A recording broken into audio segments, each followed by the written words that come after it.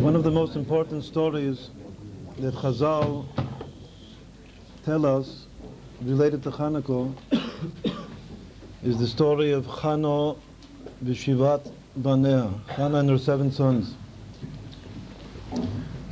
who all martyred themselves al Kiddush Hashem. Even the very smallest son at the end was not willing to bow down to the Caesar, to Melech Antiochus,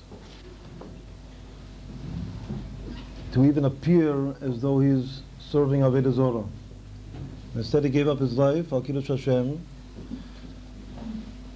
But the story that Chazal tell us in Gemara Gittin is as follows: that each son,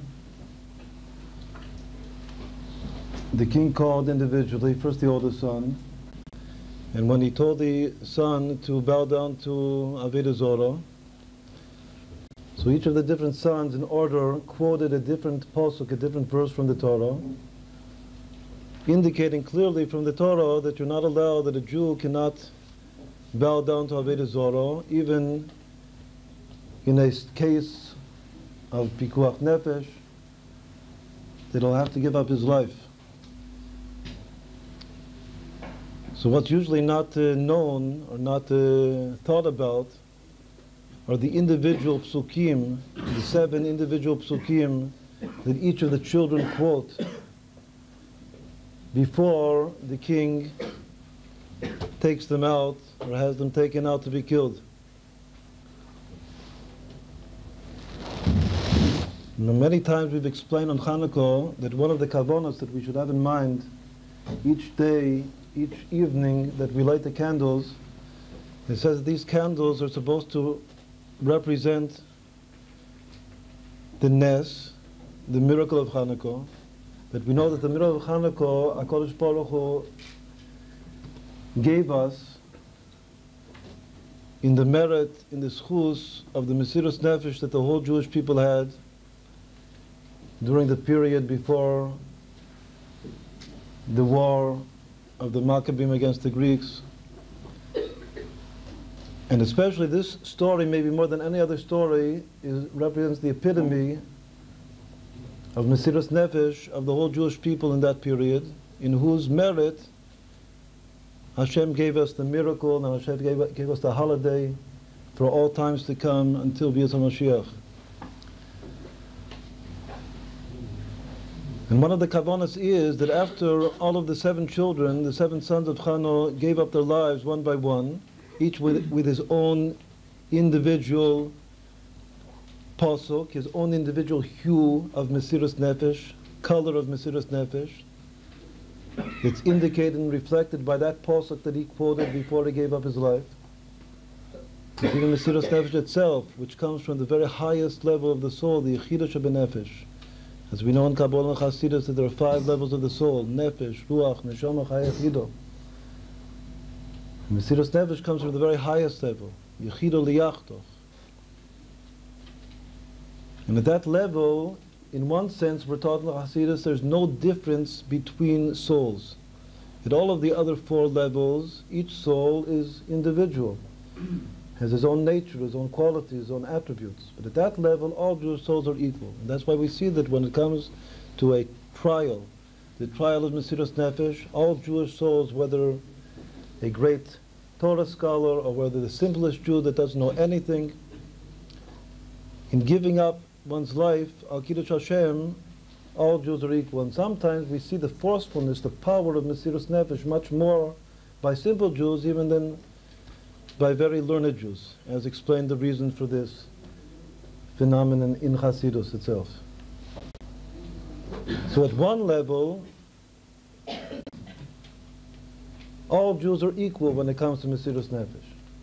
Nonetheless, we know that every Jew, even at his very highest level of Yechidah Shebenefesh, has an individual letter in the Torah. There's 600,000 letters of the Torah. The word Israel, Yisrael, is Rashi Tevot, the initial letters of the phrase Yesh Shishim Ribot Yot LaTorah. There are 600,000 letters to the Torah. Every soul corresponds to his letter. Even though it's all one, it's totally, absolutely one. Nonetheless, every soul has his window, his letter through which he sees divinity, godliness, through the unity of Torah and Hashem. So just like every soul has his window, here we see in this story, as Chazal related to us, that each soul in giving up his life for HaKadosh Baruch Hu nonetheless quotes a different verse. Even though the common denominator of all of these verses is one and the same, we can still understand from this story of Chazal that even at that level of Yechidah Shebenefesh, every soul gives up his life through his own individual derher, feeling and sense, most inner sense of unity with Hashem, and the inability of becoming severed from HaKadosh Baruch Hu. As the Alter Rebbe said, a Yid nitar will and nitar kon zayin nifrod me'elokus, that a Jew, neither does he want or is it possible in any sense, in any way whatsoever, for him to be severed and separate from the absolute unity of Hashem. The verse that comes out of his mouth as he addresses the king is nonetheless individual. So again, this is the first thing that I wanted to think about, meditate a little bit about this evening, because as we've explained many times, almost every year, one of the kavanos, when we look at these candles, the candles tell the story of the miracle, and telling the story of the miracle is telling the story of the Mesiras Nefesh that the Jewish people had in order to merit to this great miracle of Hanukkah. And this story is, as we said before, maybe the epitome of Mesiras Nefesh, this particular story of Chana v'Shiva v'Neo. And every different candle that we light is just like a ner zikaron,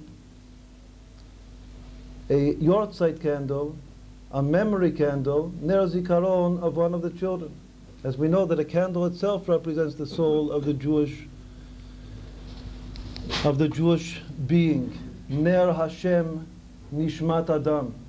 The candle of Hashem is the soul of man. The soul of man, atem kruyim adam. You are called man. Man represents the Jewish soul, as Chazal teaches. So every one of these candles is one of these children giving up his life for Kiddush Hashem. The 8th candle, the very last day of Hanukkah, is called Zot Chanukah. This is Hanukkah. The word this, Zot, is in the feminine. That corresponds to the mother herself. As the story says, that the order of events was that first every child gave up his life, was not willing to bow down to the Avodah Zorah and to the king. And finally, after all the children gave up their lives, without exception, even the youngest, the mother went up to a roof and fell off the roof as though committed suicide after her children, and a voice came out of heaven and said, the Bat Kol said, Eim habanim smecha, the mother of the children is happy. And as we know in Kabbalah and Chassidut, that verse, Eim habanim smecha, the mother of the children is happy, that corresponds to the level of Ima in general. This is one of the most important verses, essential verses in the whole Tanakh, which is the secret of the mother, which is the 8th Sphira, beginning from below. The 8th level beginning from below. This is one of the Kabbanot, one of the intentions of Hanukkah, meaning that the 8th candle, which consummates all of the candles, is the mother herself. Happy, her candle happy, together with the 7 candles of the children. As we know, the word Hanukkah itself has Chano in it. The very word Hanukkah, the name of the holiday is Chana Kaf-Vav. Chana with 26. 26 is the value of Hashem's name. In small numbering, 26 is 8. Which once more hints at Chana together with her 7 children is altogether the secret of 8. The small value of Hashem's name, Yud Kei Vav Kei, which once more is one of the general kavanot of the whole holiday. Meaning today that when we look at the candles, and we see that there are 5 candles, today is the 5th day. So the particular kavanah in relation to this story is that this is the 5th of the 7 sons giving up his life. It's his candle that's now burning today. And so as we said before, since every child quoted an individual verse, it means that each day has its verse. And it's its verse of Mesiras Nefesh.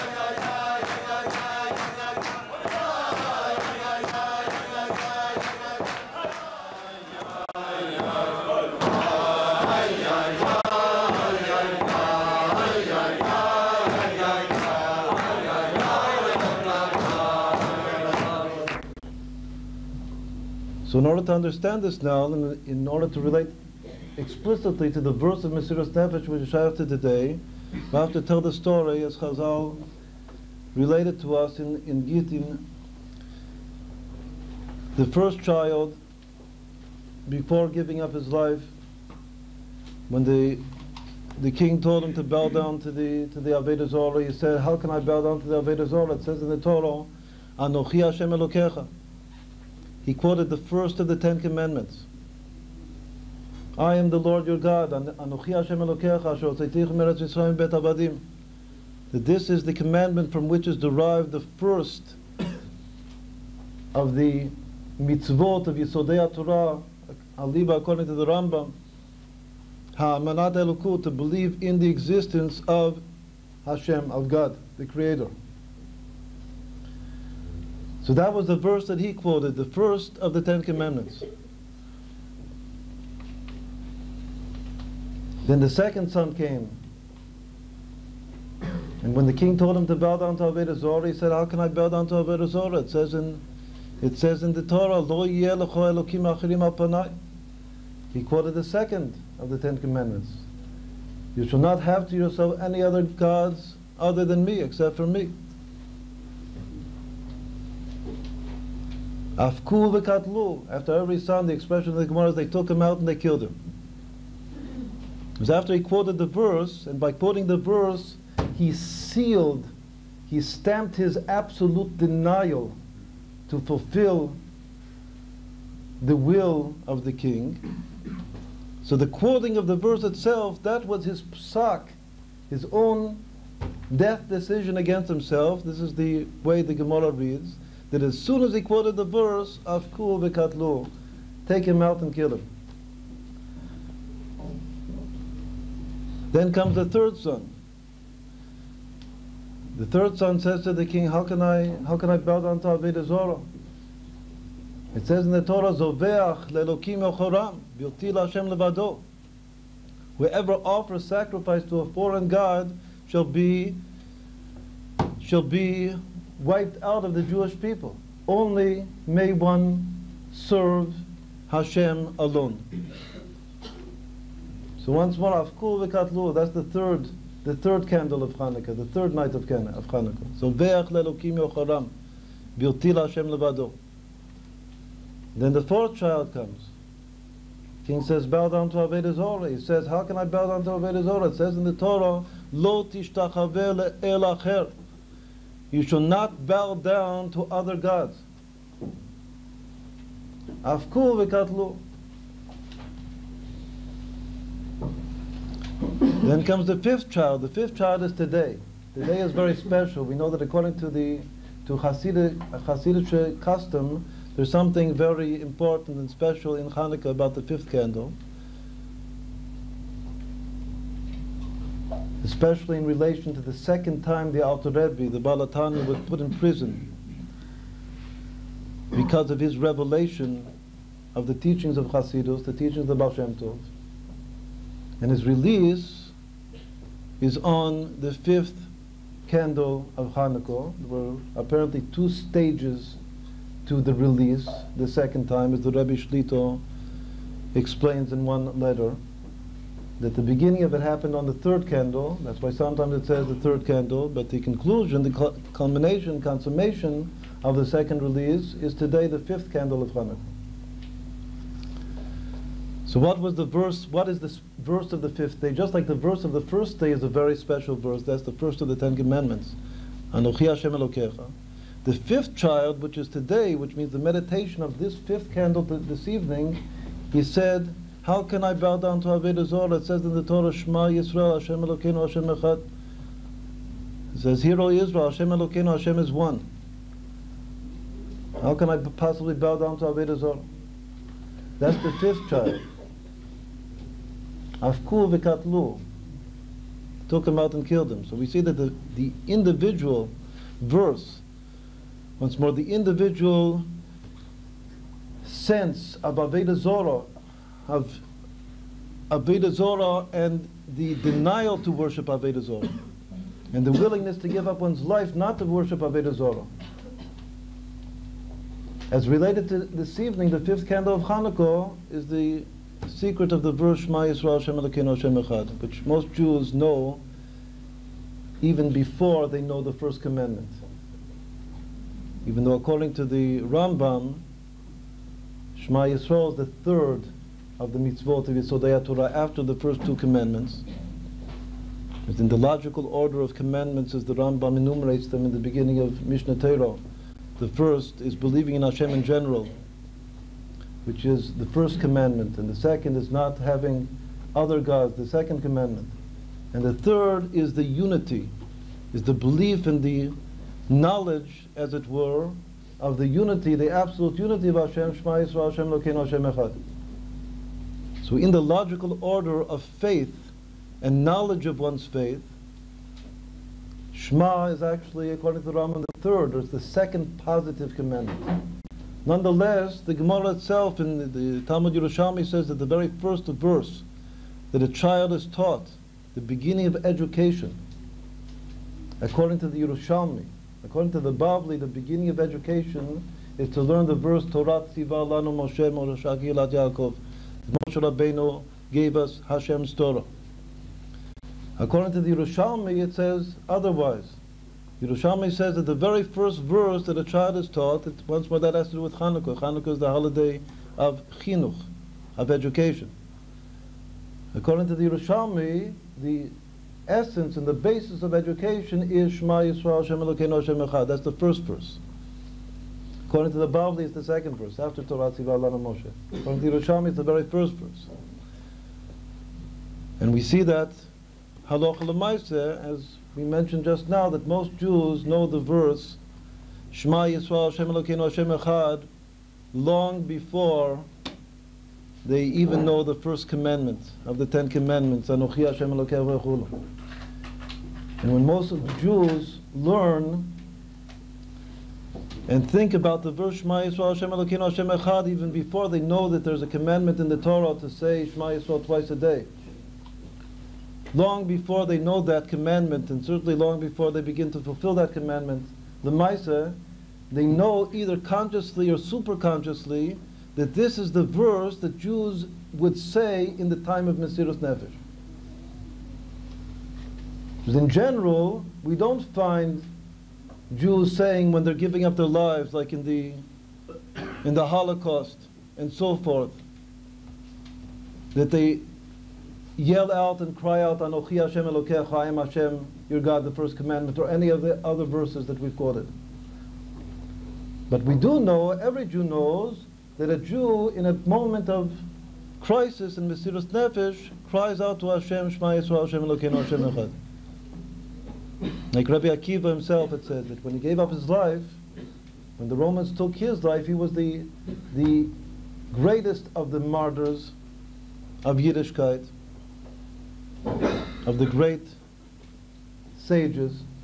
Because now we're talking about martyrs of little children. When it comes to the great sages, the greatest of all was Rabbi Akiva. And when he gave up his life, he also said, as Chazal teach us, Yatsa nishmato be'echad, his soul went out with the word echad, while saying the word echad, Shema Yisrael Hashem Elokeinu Hashem Echad.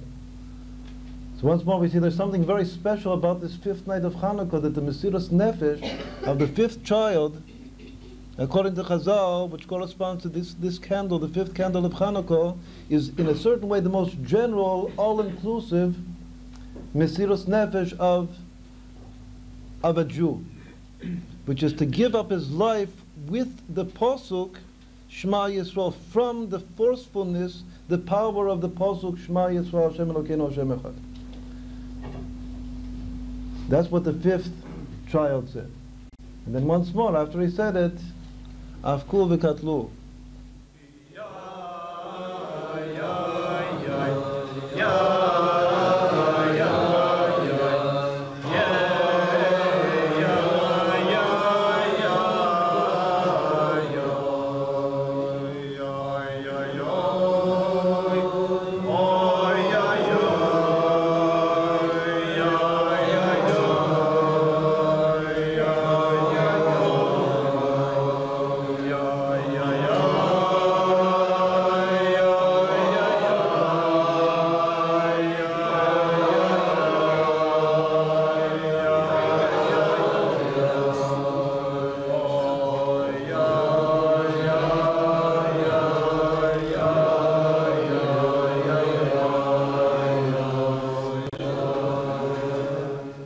Then comes the sixth child, that's tomorrow.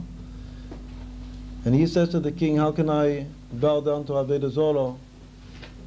It says in the Torah, V'yodaitu hayem, v'ashevei Yisrael levavecho, ki Hashem hu ha'elokim b'shamayim mimar v'alo oretz mitachas ein eid.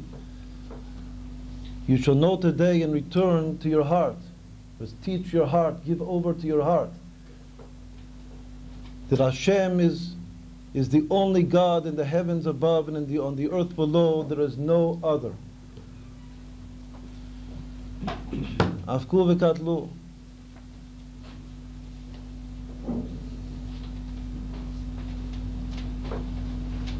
Then comes the smallest son, the seventh son. And when the king says to him, the very last son, he says, bow down. So he says to him a verse from Parshas Kitovot, at the end of the Torah. How can I bow down to Avodah Zarah? It says in the Torah, Es Hashem he'emarto hayem, v'Hashem he'emiru hayem. This verse is the most lomdus of all of the verses. This little son was apparently the biggest Talmid Chacham of all of the children. He said in the Torah, he said to the king, that we have sworn to God not to change him for any other God. And God has sworn to us not to substitute us or change us for any other people.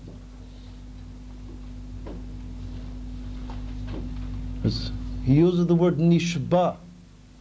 It's also a very obvious, apparent diuk in the story of Chazal, that to swear nishba, that this child uses in his explanation to the king, because he was the only one that had to explain the verse. All of the first 6 verses were obvious. After he quoted his 7th verse, it wasn't so clear, especially for this Goyish king. He certainly didn't understand what this verse means. So he had to explain it to him. He had to explain it to him that there's a mutual oath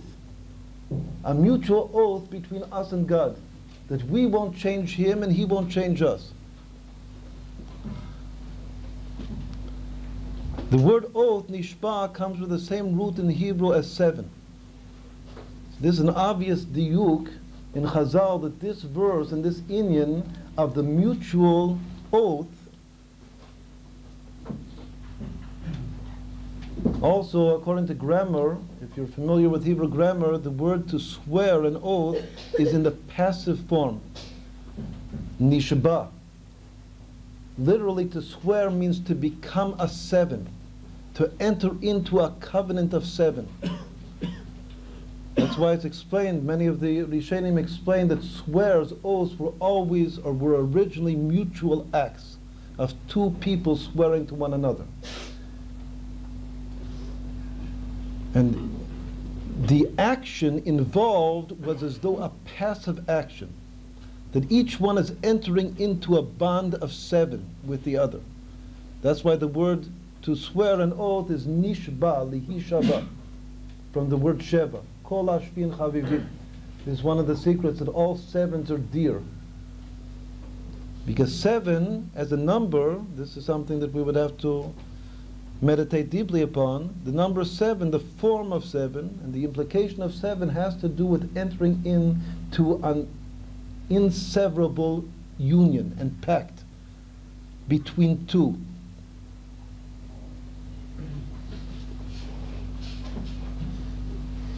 And so that's what the 7th child said. He said, we have sworn to Hashem, Hashem has sworn to us. So the king now became very frustrated that none of the children, even this little boy, once more, it appears that this little boy is the biggest Talmid Chacham of them all. As we said before, a Talmid Chacham sometimes has a Yetzer Hara to find a way out of Mesiras Nefesh, Chas v'Shalom. As we mentioned before, that sometimes it's easier and more evident and straightforward for a simple, unlearned Jew to give up his life than even for a scholar, sometimes. Sometimes the mind, even the mind of Torah, becomes a barrier in the face of spontaneous Mesiras Nefesh, as explained in Chassidus. So with none of the other children do we find the king trying to rationalize. But with this little boy, but once more the little boy appears to be the cleverest of all, the king himself, the obvious pshat is out of frustration, but also, as we've now explained, a little bit deeper pshat is because he sees that this little son, this little boy, is both willing to give up his life, but he's also the cleverest of all. So maybe there's some way to rationalize with him, some way to get in, to put a Yetzer Hara into him through the mind. This was the whole essence of the battle between the Greeks and the Jews. Maybe there's some rationalization. So the king turns to him and says, let's just do something that doesn't really imply and entail your bowing down to Avodah Zarah, which is that I'll simply throw down my ring on the floor, and you'll just have to pick it up in order that people shouldn't say that nobody was willing to do the order of the king. In other words, he said to him explicitly, it's not Avodah, you're not bowing down to the idol. You're not bowing down to me. Just do me a favor, we'll do this little trick in order to make people not ridicule me that none of the kids was was willing to accept my orders, to follow my orders. So what does he say?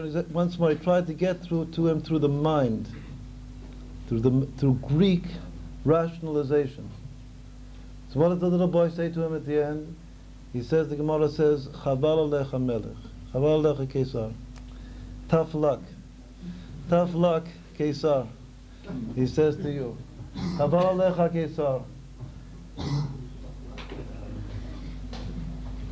He says, "In kvod basar v'dam kach v'kach." If the honor of a human being is so much that in order to save your honor, you want me to go through this act, this play, even though it doesn't really mean that I'm worshiping Avodah Zorah. Kved shomayim al achas kama v'chama. Means at the end he made a kal v'chemer, according to Torah. You are rationalizing with me, I'll rationalize back to you. If your honor, that you're just a human being, blood and flesh, is so much, the honor of heaven, how much the more so? Al achas kama v'chama. Chaval alecha Kesar, too bad. It's tough luck for you, your mind was not able to attack and to conquer my mind, but just the opposite. So once more, afku v'katu, after that dialogue, the final dialogue between the Kesar and the youngest child, he was also taken out and killed. On his way out, the mother asked the soldiers that took him out, please let me just kiss my youngest son before he's taken out to be killed. And when she was permitted to do so, the Gemara says that she hugged him and kissed him, and she said to him, go to Avram Avinu, go to our father Abraham, and tell him that you were willing to offer one sacrifice, one son to HaKadosh Baruch Hu. And I have offered 7 sacrifices to HaKadosh Baruch Hu. And after he was taken out and killed, so then she went up on the roof and threw herself down. And then the voice went out of heaven and said, Eima banim smecha. And that's her verse. She also has a verse. And each of them have their verse, and she also has their verse. So these 8 verses themselves are the 8 psukim, the 8 meditations of the 8 days of Chana.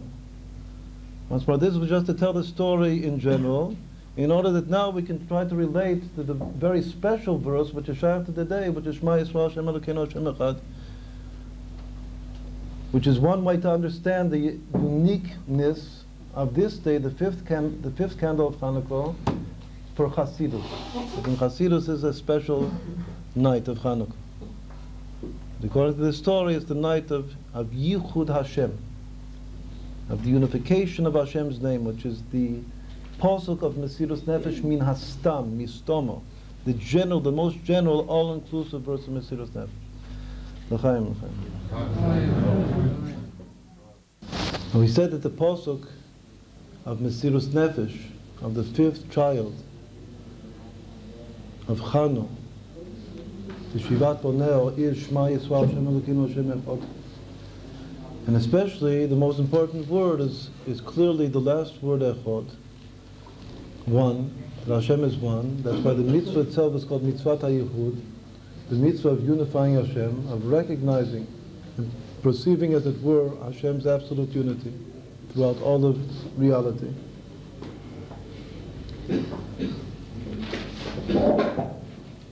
There are many different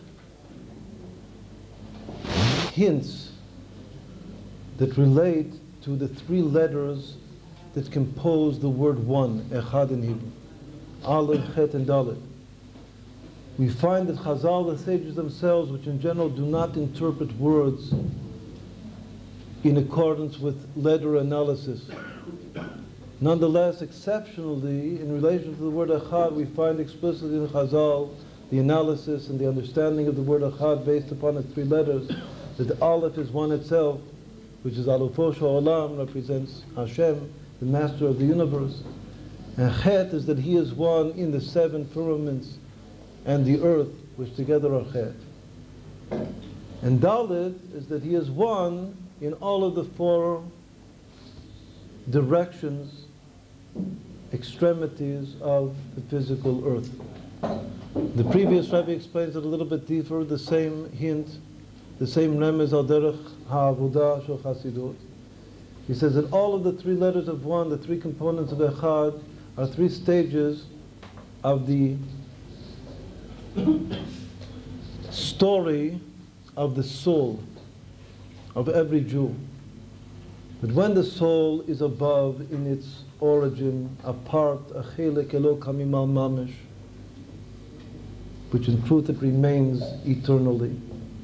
But when there is no other than its source, the soul itself in its source is referred to as the Aleph of Echad. As soon as the decree from heaven